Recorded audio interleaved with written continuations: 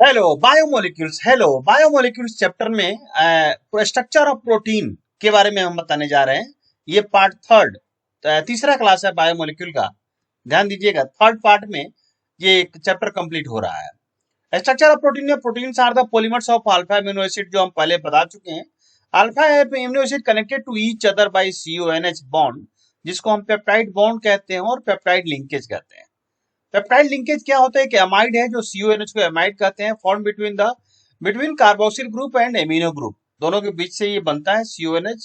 यानी the reaction between two molecules of similar और different amino acids, elimination of a water molecule, formation of a peptide bond. इससे peptide बनता है जिसमें water eliminate बाहर निकलता है। तो एक एमिनो एसिड और ये अमाइड एमिनो और कार्बोक्सिल ग्रुप में मिलकर के बनता है CONH, बाहर निकल CONH आ जाता है और H2 एलिमिनेट हो जाता है। तो देखिए देखिए प्यार से देखिए, बायोमोलिक्यूल देखिए और लाइक कीजिए, सब्सक्राइब कीजिए, कमेंट भी दीजिए, मजा आएगा। हम मजे लें, आप भी मजा लीजिए। तो स्ट्रक्चर ऑफ प्रोटीन में हम चल रहे हैं आगे। ये बायोमोलिक्यूल का जब टॉपिक है, देखिए ये कैसे, ये भी अल्फा अमीनो एसिड है, ये भी अल्फा अमीनो एसिड है। ये निकल गया OH और H2O बाहर हो गया, यहाँ CONH बच गया, CO और CONH, इसी को बोलते हैं पेप्टाइड बॉन्ड और peptide linkage, also called peptide linkage. ठीक है। तो ये आपने देखा, क्या देखा? तो ये हुआ हमारा पेप्टाइड बॉन्ड क्या है और पेप्टाइड लिंकेज क्या है। ओके, ये आपको समझ में आ गया? यस। अब हम आते हैं नेक्स्ट, जो chemical properties of nucleic acid है। अब chemical complete hydrolysis of DNA और RNA। न्यूक्लिक एसिड जो होता है हमारा gives 3 different compounds, pentose sugar, phosphoric sugar, nitrogen base. Pentose sugar क्या होता है? DNA molecule contents beta D 2 deoxyribose और sugar moiety, whereas RNA contents beta D ribose. ये हो गया आपका, ये स्ट्रक्चर है chemical composition of nucleic acid है। फास्फोरिक एसिड क्या कहते हैं? Common product for both DNA and RNA hydrolysis. इसे हम फास्फोरिक एसिड। नाइट्रोजन बेस क्या है? नाइट्रोजन कंटेनिंग हेट्रोसाइक्लिक कंपाउंड को नाइट्रोजनस बेस कहते हैं। Nitrogenous base are of two types, एक प्यूरिन्स, एक प्यूरिमिडिन्स। प्यूरिन्स क्या है? एडेनिन एंड गुआनिन होता है, और pyrimidines क्या होता है? यूरेसिल, थाइमिन एंड साइटोसिन होता है। DNA कंटेंट्स 4 बेसिस, इसमें 4 बेसिस होते हैं DNA में, adenine, guanine, cytosine, thymine.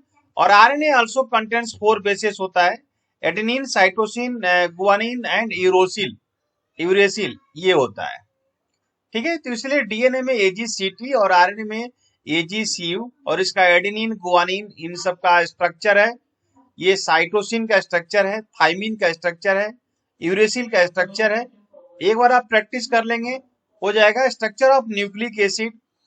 Structure of nucleic acid में न्यूक्लियोसाइड है। न्यूक्लियोसाइड का मतलब होता है आपको base and sugar. Nucleic acid, pentose sugar, nitrogenous sugar, that is base and sugar को हम बोलते हैं न्यूक्लियोसाइड। ये बेस होता है और यहाँ पर जो है सो ये शुगर होता है। तो बेस और शुगर को न्यूक्लियोसाइड कहते हैं।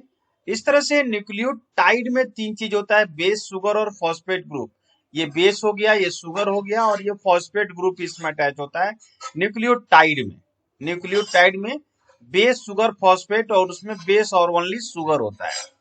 Nucleotides are joint together by phosphodiester linkage बोलते हैं between 5 and 3 carbon atoms of the pentose sugar. उसके 5वें कार्बन और उसके तीसरे कार्बन से कनेक्ट होता है। ठीक है, जिसको हम पेंटोज शुगर कहते हैं।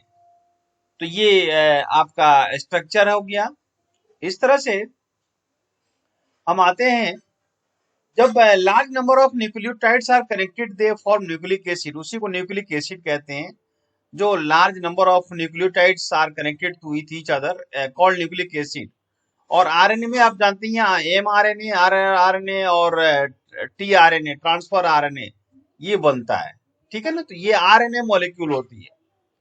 तो इस तरह से आप सभी इस टॉपिक को हम लोगों ने, जैसे पिछले क्लास में आपको पेप्टाइड बॉन्ड और पेप्टाइड लिंकेज बताए थे, जो alpha amino acids they are connected to each other, वही पेप्टाइड बॉन्ड कहलाता है, पेप्टाइड लिंकेज कहलाता है।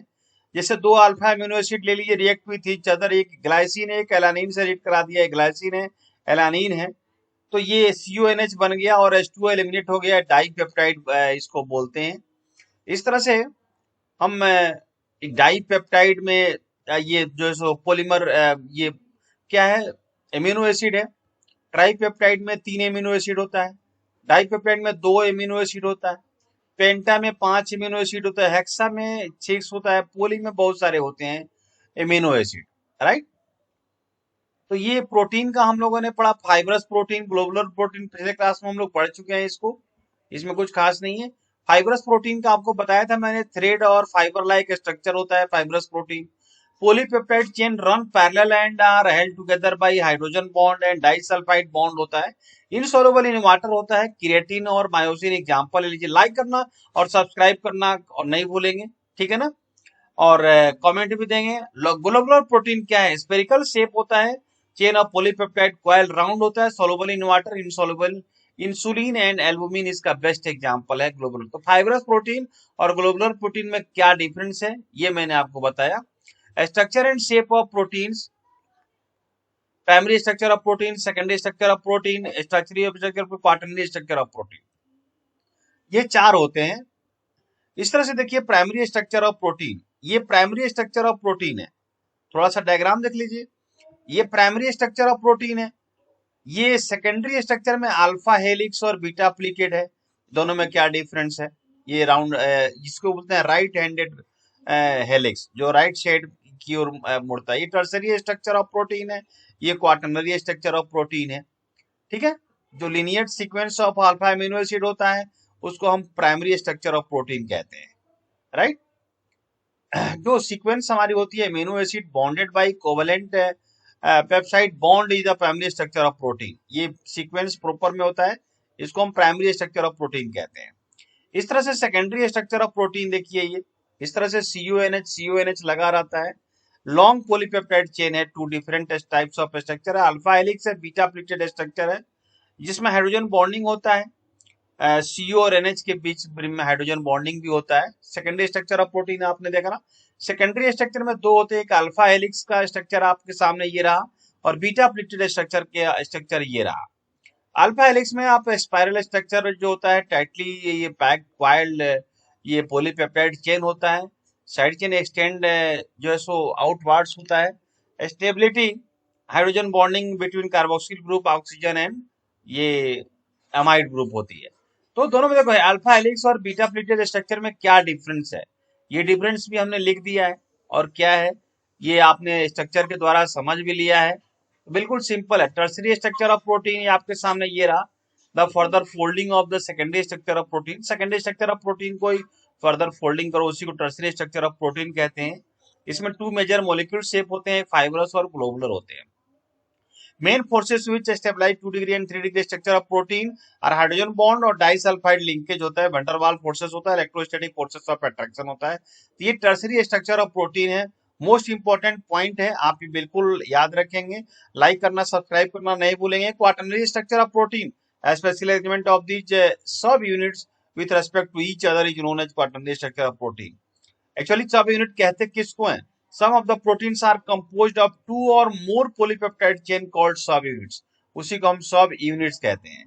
तो ये इसके बाद डीनेचुरेशन ऑफ प्रोटीन देखिए, जब प्रोटीन नेटिव फॉर्म में हो, subjected to physical change like change in temperature और chemical change like change in pH, तो उसमें क्या होता है, हाइड्रोजन बॉन्ड डिस्टर्ब हो जाता है, उसी को हम डीनेचुरेशन ऑफ प्रोटीन कहते हैं।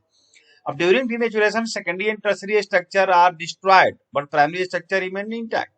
अब जैसे कोगुलेशन ऑफ एग, एग में आप बॉयल करते हैं तो उसका पानी कहाँ चला जाता है, due to coagulation, right, boiling and on boiling. Curding of milk, दूध से दही का जमना, ये ड्यू टू कोगुलेशन हो गया, due to formation of lactic acid by the bacteria present in milk.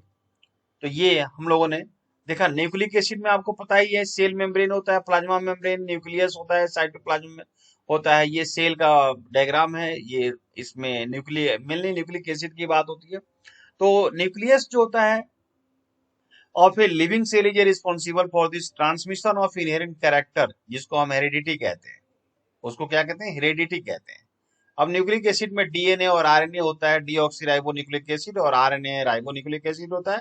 Nucleic acid का मतलब long chain polymer of nucleotide होता है, ठीक है ना।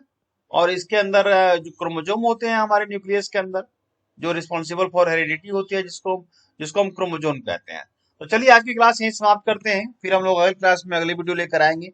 Okay bye. लाइक करना, सब्सक्राइब करना नहीं भूलेंगे। Okay bye bye.